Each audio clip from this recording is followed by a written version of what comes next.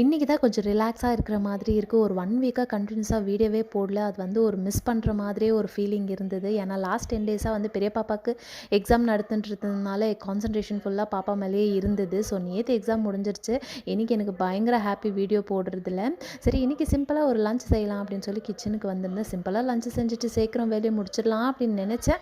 ஒரு பெரிய வேலை ஒன்று வந்தது. என்னென்னா ரசம்க்கு வந்து நான் மிக்ஸி எடுக்கலாம் அப்படின்னு எடுத்தேன். ஒரு பெரிய கிளாஸ் கண்டெய்னர் வந்து உடச்சிட்டேன். அதை க்ளீன் பண்ணி எடுக்கிறதுக்கே எனக்கு ஒரு 1/2 மணி நேரம் கிட்ட ஆயிடுச்சு. குட்டி பசங்க இருக்கிறதுனால அந்த வேலையை ஃபஸ்ட்டு முடிச்சிருவோம் அப்படின்னு சொல்லி அதெல்லாம் க்ளீன் பண்ணிவிட்டு ரசமும் கூட தொட்டுக்க வந்து பொட்டேட்டோ ஃப்ரையும் செஞ்சு முடிச்சிட்டேன்.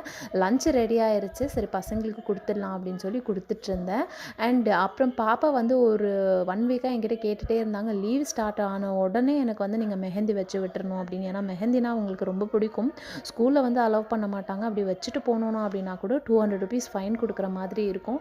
ஸோ அதனால் பாப்பாவுக்கும் மெஹந்தி வச்சு விட்டேன். எப்படி இருக்குது அப்படிங்கிறத கமெண்ட்டில் சொல்லுங்கள். நெக்ஸ்ட் vlogல பார்க்கலாம். பாய்.